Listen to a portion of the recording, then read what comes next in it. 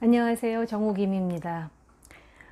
우리나라가 지금 서울시장의 갑작스러운 죽음 등 국내 정치가 정신없는 와중에요. 김여정이 담화문을 발표를 했습니다. 사실 그것 때문에 우리로부터 주목은 좀 덜 받았을지 모르지만 어차피 이 담화문이 미국을 향한 담화문이거든요. 내용을 보면 김여정이가 거의 쓴 게 맞는 것 같습니다. 마치도 최근에 이제 그 비건 대사라든지 아니면은 그 폼페이오 미국의 국무장관이 끊임없이 북한에 대해서 만나자는 구애를 했거든요. 그 구애에 대한 약간 이렇게 튕기는 듯 하면서 뭔가 여지를 남기는 마치도 밀당을 하는 내지는 어르고 뺨치는 듯한 내용의 그 담화문이라고 볼 수가 있죠.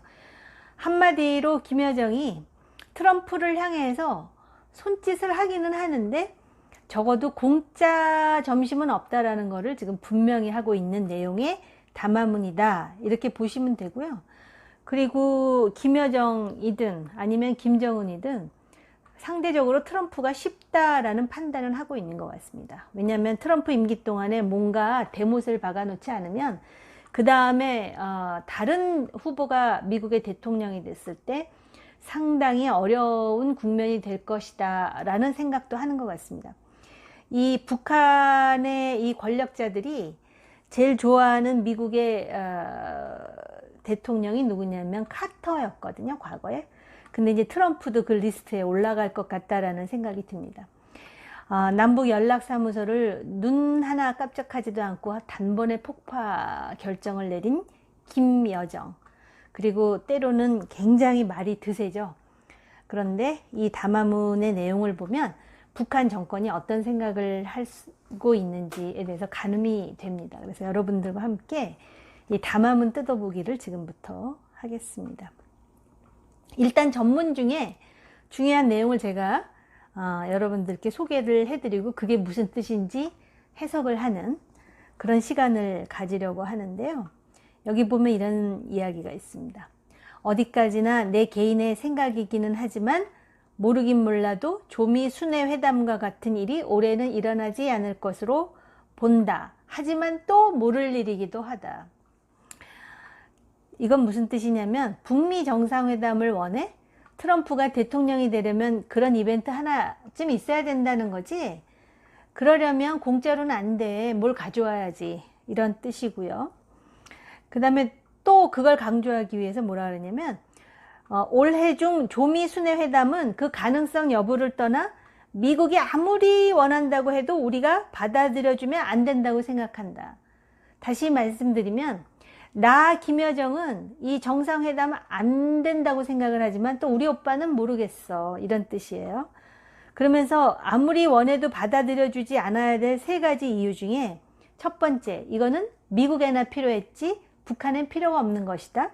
두 번째, 미국이 정상회담 뭐 하면 뭐해, 뭔가를 그 시도해볼 용기가 없는데. 세 번째, 이렇게 얘기했네요. 쓰레기 같은 볼튼이 예언한 것이기 때문에 절대로 그렇게 해줄 필요가 없다. 볼튼이 정상회담을 예언했기 때문에 이 쓰레기가 예언한 것을 그대로 맞는 상황이 되도록 만들지는 않겠다라는 뜻인데요. 볼튼을 싫어하는 이유가 있죠. 볼튼이 미국의 강경파 맞고요. 합리적이라고 말하기에는 너무 강경한 사람이에요, 사실 솔직히 말씀을 드리면. 그런데 볼튼이 항상 북한 핵 문제 해법으로 리비아식 해법을 강조하지 않았습니까? 리비아식 해법이라는 건 뭐냐면 북한이 북한을 믿을 수가 없으니까 일단 핵 폐기를 먼저 하게 하고 그 다음에 당근을 줘도 줘야 된다라는 해법이거든요. 근데 북한은 리비아식 해법은 곧 북한을 망하게 하려는 해법이라고 생각하고 있습니다. 김정은이나 김여정이나 리비아 해법 때문에 리비아가 망했다고 생각을 하거든요. 가다피가 죽고. 리비아 해법이라고 하는 거는 당시 리비아의 가다피가 북한의 도움으로 핵 프로그램을 가동하고 있었습니다. 근데 결국은 정치 군사적 압력으로 리비아가 미국에 굴복하면서 핵 프로그램을 전부 포기하거든요. 그리고 나서 리비아가 망했는데 그 망한 이유는 핵 프로그램을 포기해서가 아닙니다. 사실은 리비아 내부에서 일어난 민주화 혁명 때문이었죠. 그걸 자스민 혁명이라고 하는데요. 원래 자스민 혁명은 튀니지 그리고 이집트에서 일어난 들풀 같은 민주화 혁명인데 결국 이게 리비아까지 영향을 주면서 그래서 가다피가 죽은 건데, 아무튼 이 리비아 해법에 대해서 거의 김정은 그리고 김여정은 거의 알레르기 반응을 일으킬 수밖에 없는 것이죠. 정권을 어떻게 해서든지 지켜야 된다라고 생각을 하기 때문에. 그러면서 또 이런 말도 하네요. 미국은 대선 전야에 아직 받지 못한 크리스마스 선물을 받게 될까봐 걱정하고 있을 것이다. 그러니까 대선이 11월인데 그 11월쯤에 북한이 도발을 하면 트럼프 당신은 재선의 꿈은 영영 사라지는 것이야. 이런 의미죠. 트럼프한테 하는 경고입니다. 그러면서 지금과 같이 미국이 극도로 두려워하는 일이 일어나지 않는 이유는 우리 위원장 동지와 미국 대통령 간의 특별한 친분 관계가 톡톡히 작용한다는 생각이 들기도 한다. 참 어처구니 없는 조합이긴 하죠. 미국의 대통령과 세계 최악의 독재자가 서로 친구라고 생각하는 이 역설적인 현실, 그 사이에 끼어 있는 대한민국.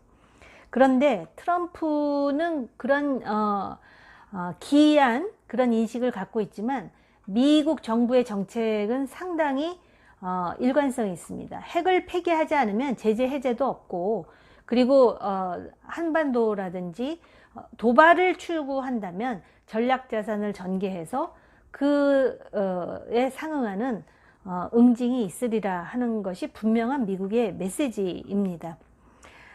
그러면서 김여정은 미국은 내심 하노이에서와 같은 협상 조건으로라도 되돌아가고 싶어 할지도 모른다는 생각이 든다. 하노이의 협상 조건은 뭐냐면요, 북한 입장에서는 영변만 내놓을 테니 해제를 모두 풀어달라는 것이고, 제재를, 미국은 제재를 모두 풀고 싶으면 모든 핵 프로그램을 내놔라 하는 뜻입니다. 왜냐하면 이미 북한이 영변뿐만 아니라 자신들의 핵 프로그램을 다른 곳에 지금 은폐하고 있는 상황이기 때문에 그렇죠. 그런데 오히려 미국이 지금은 트럼프가 지금 대선 얼마 남지 않고 또 대선 전망이 어두워지면서 오히려 북한하고 어떤 식으로든 딜을 하려고 하니 하노이로 돌아가자라는 뜻인 것 같습니다. 그러면서 뭐라고 이야기하느냐면은 당시에 자신들이 거래 조건이 맞지 않음에도 불구하고 제재 사슬을 끊고 인민들의 생활 향상을 도모하려고 했었는데 미국이 끝까지 제재를 풀어주지 않아서 하노이 협상이 결렬됐다라는 불평을 합니다. 그러면서 지금은 비핵화 조치 대 제재 해제가 아니라 비핵화를 원한다면 적대시 정책을 철회하라, 이렇게 주장을 하고 있습니다. 제재를 가해 온다고 우리가 못 사는 것도 아닌데 무엇 때문에 미국에 다니겠는가, 또 이런 이야기도 하는데요. 현실적으로 보면 제재 때문에 지금 거의 못 살 지경이죠, 북한이. 근데 이건 아마 그 김여정 나름대로의 자존심인지 모르겠습니다. 그리고 나름대로 고차원적인 협상 전술이기도 하겠죠. 먼저 제재를 풀어달라고 얘기하지 않고 적대시 정책을 철회하면 조미 협상을 재개하겠다, 이렇게 얘기합니다. 그런데 실제로 원하는 건 제재 철회죠.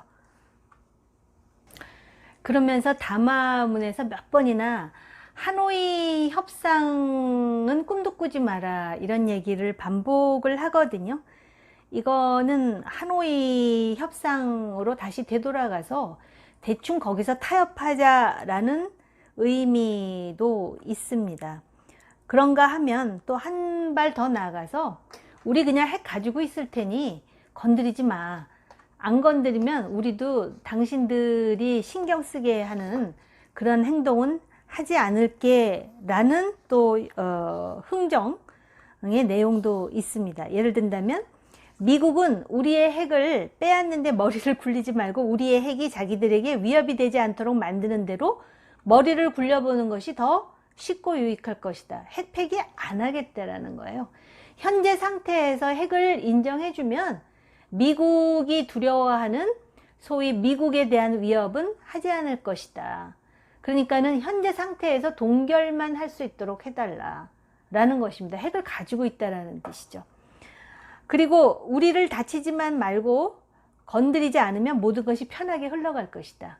같은 맥락입니다. 그러면서 또 요렇게 말을 돌리는데, 우리가 결코 비핵화를 하지 않겠다는 것이 아니라 지금 하지 못한다는 것을 분명히 하며, 조선반도의 비핵화를 실현하자면 결국은 행동과 병행하여 타방의 많은 변화, 불가역적인 중대 조치들이 동시에 취해져야 된다. 이건 무슨 뜻이냐면 비핵화를 지금 못하겠다, 하지 않겠다는 뜻은 아니다. 이거는 정치적인 레토릭이고요.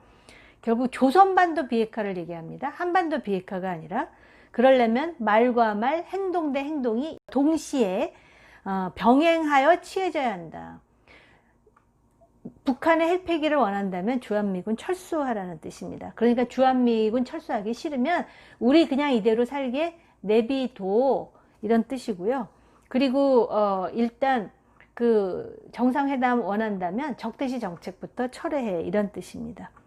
그러면서 제재 해제는 우리 안 급하거든, 실제로 급해도 큰 소리 치는 것이죠. 그러면서 트럼프 대통령의 사업에서 반드시 좋은 성과가 있기를 기원한다. 더군다나 트럼프 당신이 지금 당선이 될지 안 될지도 모르는데 우리가 그렇게 쉽게 정상회담에 응해줄 것 같아, 이런 내용입니다.